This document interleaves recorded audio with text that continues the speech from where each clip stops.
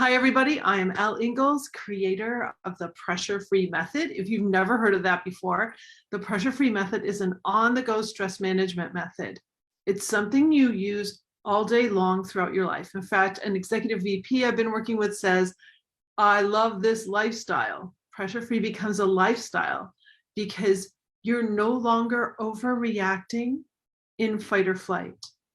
So today we hear about anxiety a lot, depression a lot.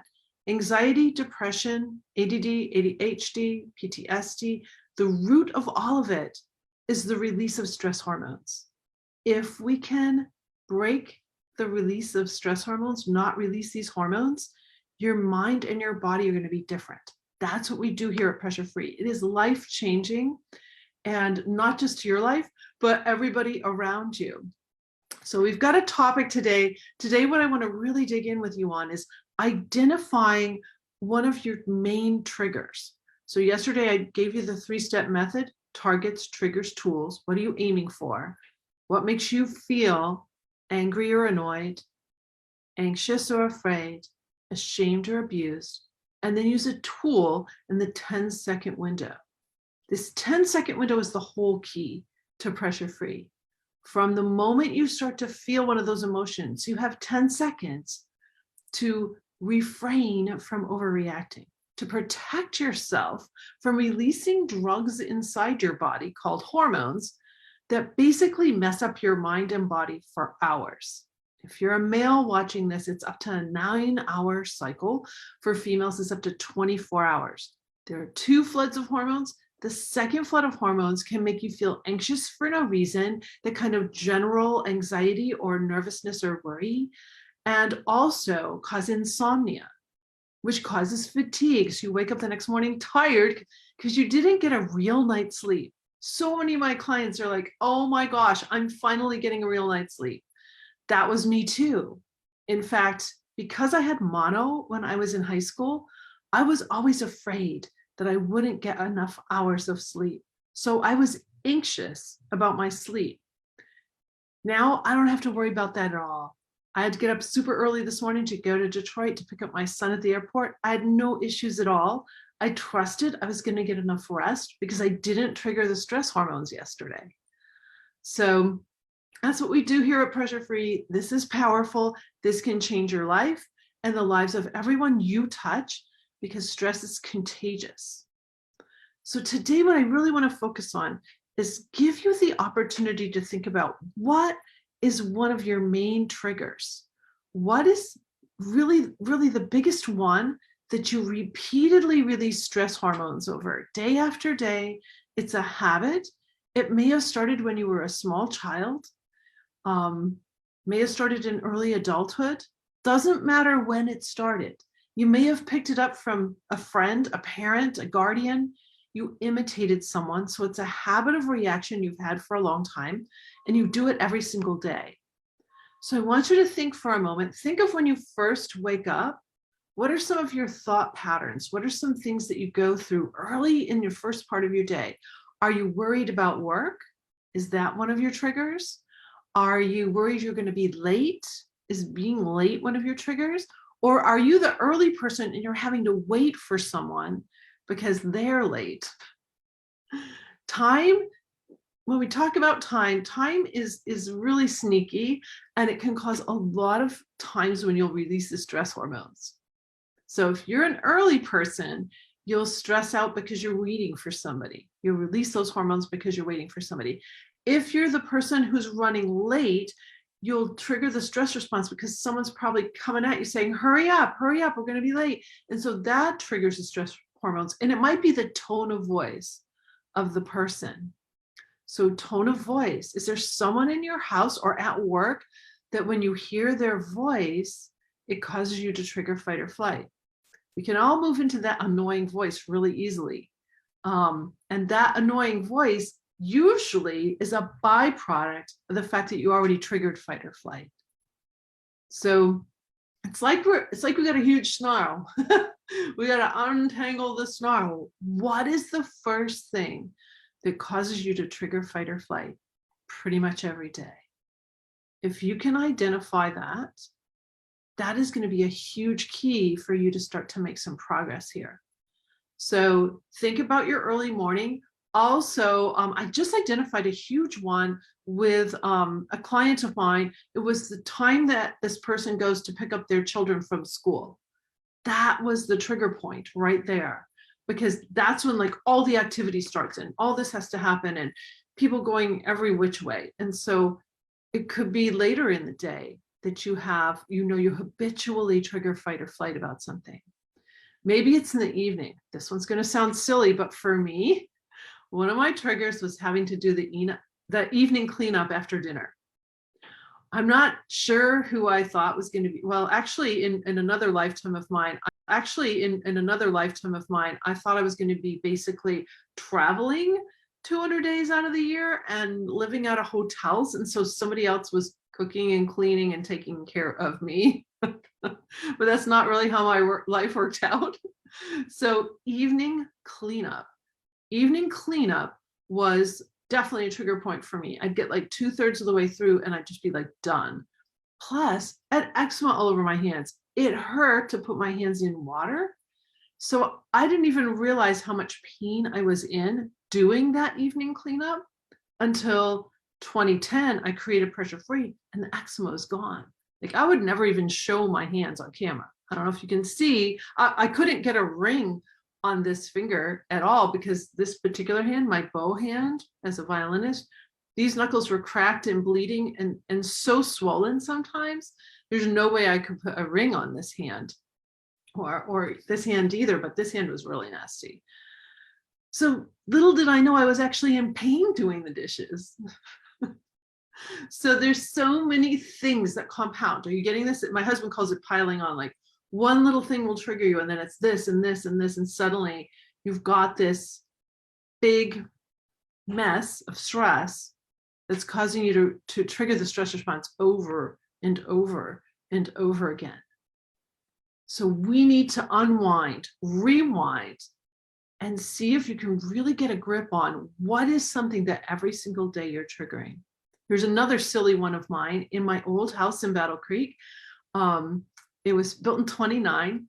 We loved our house so much, but it settled over time, of course. And the front door would stick for me anyway on humid days. And I wouldn't be able, if I turned to my key wouldn't turn to unlock it.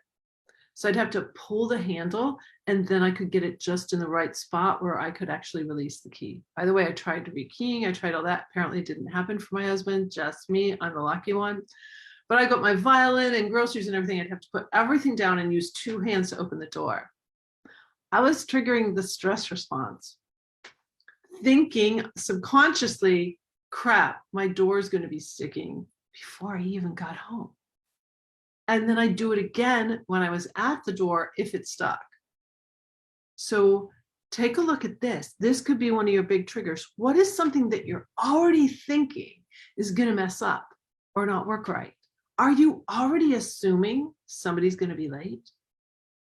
That you could be triggering just because you think someone might be late. That's what I call that negative fake worry. We talked about that yesterday with the double yellow line, right? Are you projecting and actually triggering stress hormones over something you think is going to happen, but you're not there yet? So again, people can be triggers. So tone of voice that you hear from someone, or maybe they give you that look, tight face. If you live with someone and they come home from work and they go this, what do I call that? RBF, right? Looks ridiculous with a bunch of makeup on. Going to a party, by the way, holiday gala for Ingalls Pictures. So my son's company, I'm pretty excited about that. But yeah, so facial expressions, tone of voice that coming at you may cause you to trigger fight or flight. Maybe you're habitually doing something in the evening. Maybe you're worried because you didn't get enough done. So that causes you to trigger fight or flight. You're anxious that you're just not keeping up. You've got overwhelm. Here's me, like if I push a button and something doesn't work, tech stress, like you expect the tech to be working for you and it's not, that's a huge trigger for me. So watch for anything technology wise. I also have a thing about the car. Like, I want my car to be working perfectly. If I pay a lot of money for something, a computer, a car, an appliance, I expect it to work perfectly. Well, they don't always work perfectly. You might get a flat tire, all these things happen, right? The maintenance light comes on or some light comes on. And so I have to watch for that. If a light comes on for any reason, that can cause me to trigger fight or flight. Oh, sensory. I'm pretty environmentally sensitive. I like to control my environment. So smells, burning smells are definitely a trigger for me. Over colognes, like that's a trigger for me.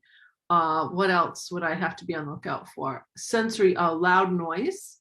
Those like things that you pack with, not the little bubble wrap ones, but like the bigger ones. If one of those pops and I'm not expecting it to pop, that will definitely trigger me. Or potentially could. Now it doesn't, like it used to, because I know about this 10-second window. So let's dive into that for a moment and give you a tool for today too. So see if you can super identify a couple of your big triggers and then note that you have this 10-second window. This 10-second window is super powerful. In that window, you can actually prevent the release of the stress hormones by doing some of the tools I teach you. Yesterday, I gave you the double yellow line. You just see that double yellow line come down and it's okay. You don't have to go there. You don't have to go into fight or flight. Today, what I'm going to give you is something that I call the spirit of contribution. This is a little more intense tool, but I think it's very helpful because we're a very competitive society. And sometimes around the holidays, there's a lot of competition. If you're going to a holiday event like I am, look for the person who doesn't have anyone to talk to.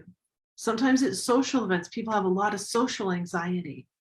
So in the spirit of contribution, I habit stack this over a doorway. So when you cross into another room or cross into a new environment, ask yourself, how can I contribute? When we're in the spirit of competition, we're fighting for time, energy, money. We do it in our own homes with the people we love. We do it at work. We do it in social situations. We're competing, okay, a lot because we've been taught to compete in this society. I want you to just relax that for a moment because when we're in a competitive mode, it's really easy to trigger fight or flight, especially if you feel like you might lose. You could win, which is great, but if you feel like you're going to lose, that creates a tension in you.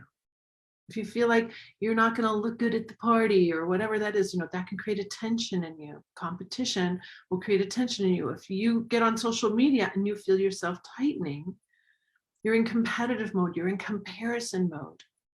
See, and you can practice with social media if that's an issue for you.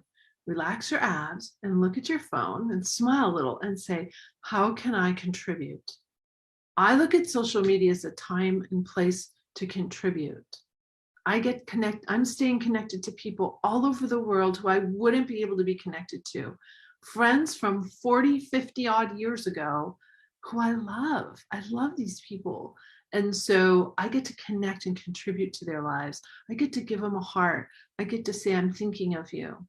So how can you contribute?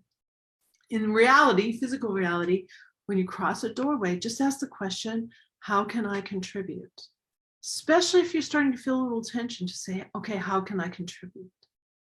Cool answers will come in your head because that is an empowering question. How can I contribute? Empowering question is going to move you into a behavior that's helpful instead of hurtful. It's contributing instead of competing and comparing. So see if you can play with this a little bit, this idea of how can I contribute? It's perfect for this time of year, and it will really help with time. So again, if you're the early person and you're waiting, just ask, how can I contribute? One of the best things you can do is just be quiet. Let the other person get ready without you harping on them. It's a hard lesson for me. I'm the early person, right? And I just have to chill out. Sometimes I'll just go sit in the car and wait, do something on my phone. So I hope this makes sense. You've got this beautiful 10-second window whenever you feel the tension or any of those A emotions working on you. And in this particular case, you're just going to ask a question. How can I contribute? So it's a great pressure-free night. I'm going to go see my sons and their team, and we're going to have a beautiful night tonight. And I wish you the same. So have a great one. Bye.